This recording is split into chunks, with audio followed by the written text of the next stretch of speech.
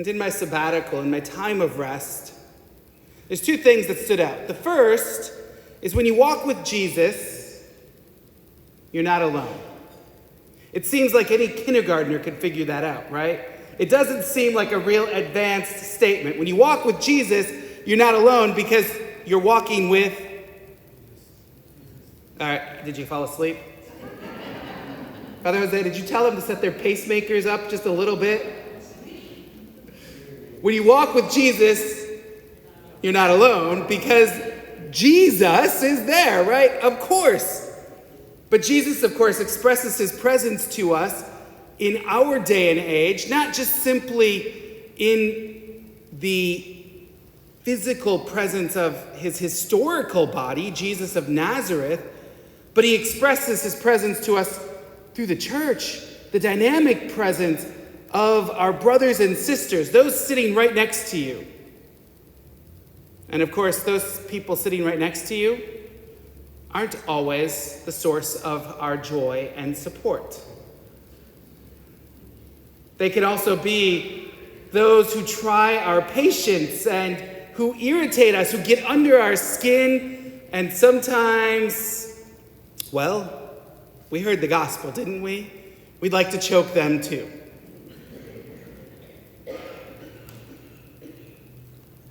When you walk with Jesus, you're not alone.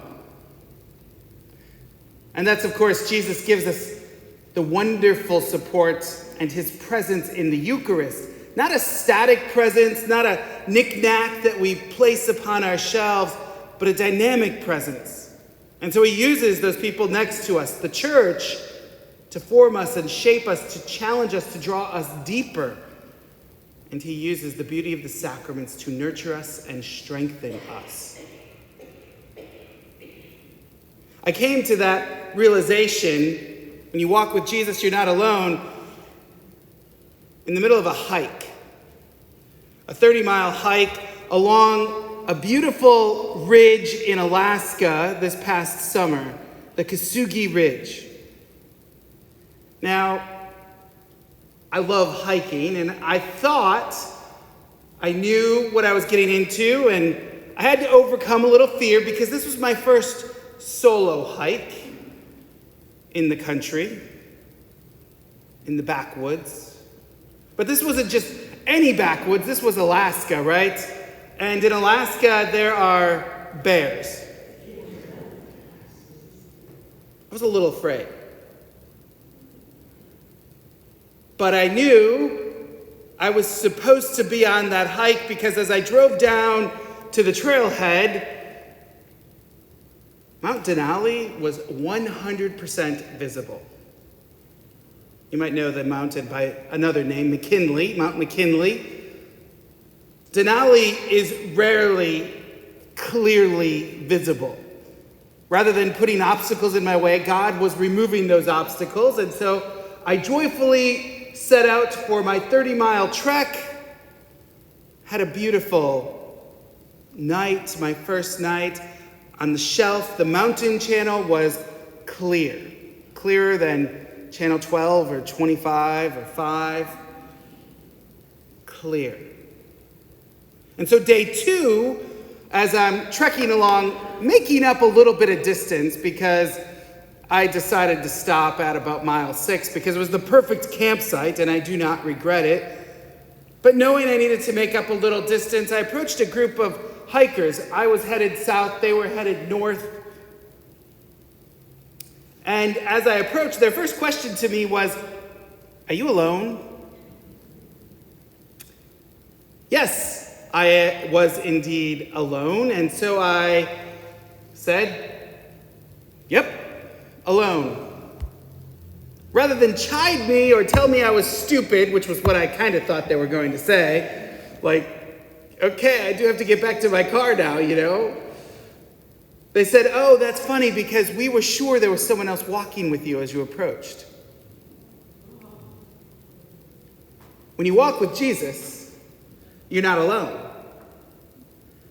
Which is the corollary to the story. When you walk with Jesus, people notice. And this is where I'd like to introduce you to my new friends, St. Andrew Kim Tai-gon, St. Paul Ha-song, and the companion martyrs of the Korean church. Because when you walk with Jesus, people notice. And there's some facts about the Korean church that would be helpful for you to know. South Korea has the lowest birth rate of almost any Western or modern country. They're not really Western, so modern country. They're shrinking. They do not have a replacement birth rate. The population is shrinking.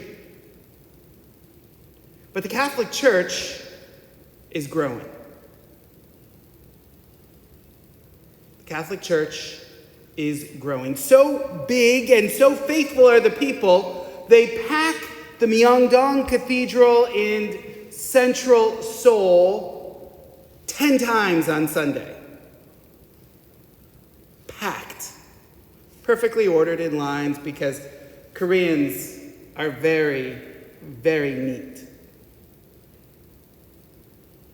Packed. Top of every hour, 10 times on holy days, and Sunday. Why are the people in a country which is not historically Christian? In fact, they weren't even catechized. The faith didn't arrive in Korea because it was a part of a colonization method. So this cannot be canceled. It was not Western imperialism that brought the Catholic faith to the people of Korea. A group of teenage boys found the Catechism of the Catholic Church, and guess what, folks? They read it. And after reading it, they said, we want to be Catholic. That's beautiful. It's true. And so they began to organize themselves in study groups, and they proclaimed themselves Catholic, and they even went so far as to say something along the lines as they looked at each other, I don't know, Jose, you look like a good bishop. Why don't you serve as the bishop? And maybe, is it Father Jake? Jake could be the priest, right? Father Adams, okay, yes. He could be the priest.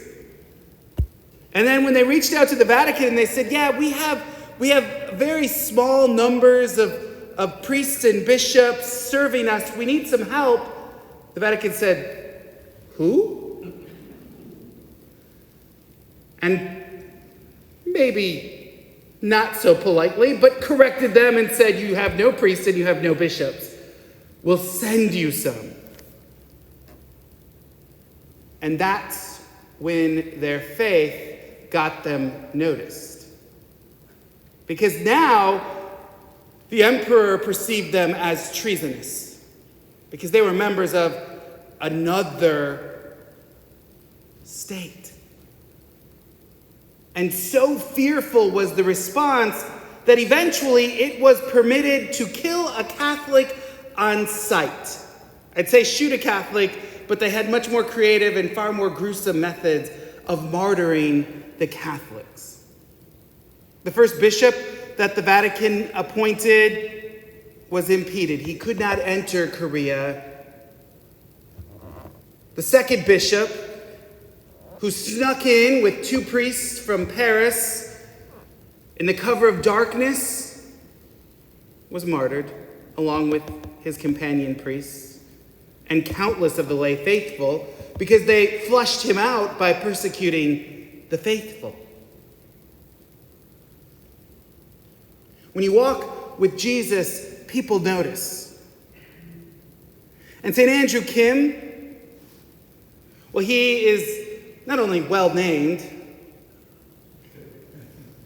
but he is the first native Korean who went to the seminary in China was ordained and returned to serve the Korean church for 13 months until he was also martyred.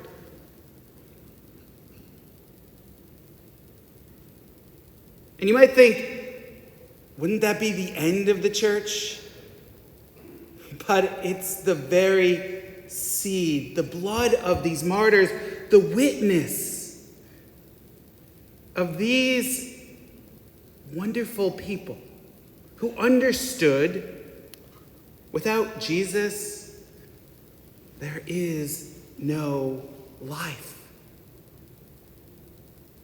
All across Seoul, all across Korea, there are shrines that hold up and the memory of the men and women. We have 124 canonized saints of the Korean church, martyrs during a 40-year period, roughly 1840 to 1880. But the local church celebrates 10,000. They don't have all the names because it was legal to kill a Catholic on sight. There's no judicial process, no record of the arrest or the conviction for so many of these martyrs.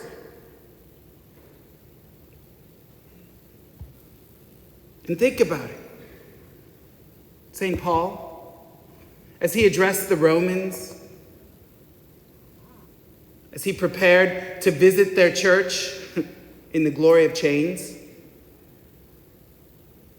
he tells them, no one dies for oneself nor lives for oneself. If we die for Christ. If we live for Christ. You can be a witness and not shed your blood. You can be noticed and not be arrested. You can share the gospel and you don't even need to stand on a soapbox.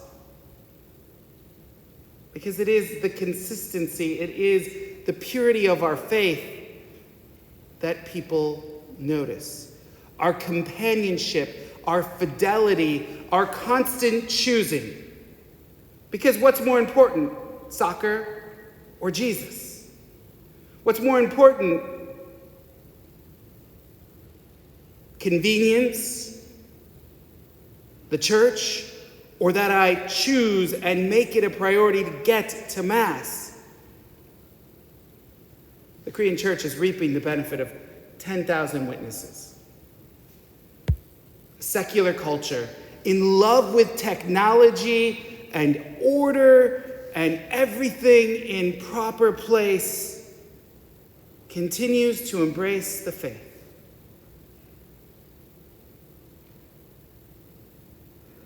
No one dies for oneself, nor lives for oneself. If we die for Christ. Now there's a beauty of a holy death, and many of us may not want to face our death, and we might want to think about anything but that. But if we believe, if we know that if we walk with Jesus, you are not alone, then death is just preparing to embrace the invisible saints and the church triumphant and the Lord who has been there with us the entire time. And life is an opportunity to be consistent in our witness, in our choices, in our actions, and in our alignment with a desire to share communion with Christ and his church. Remember, when you walk with Jesus, you are not alone. And pray that your walk with Jesus will be the witness that others need to know, that others notice and come. Because it is only by the life of witnesses that our church will draw more and more to this table where the Lord of life, the one who has authority over all things and who can wipe out debts bigger than you could ever write checks, can continue to touch the hearts and lives of those whom we know, those whom we will encounter.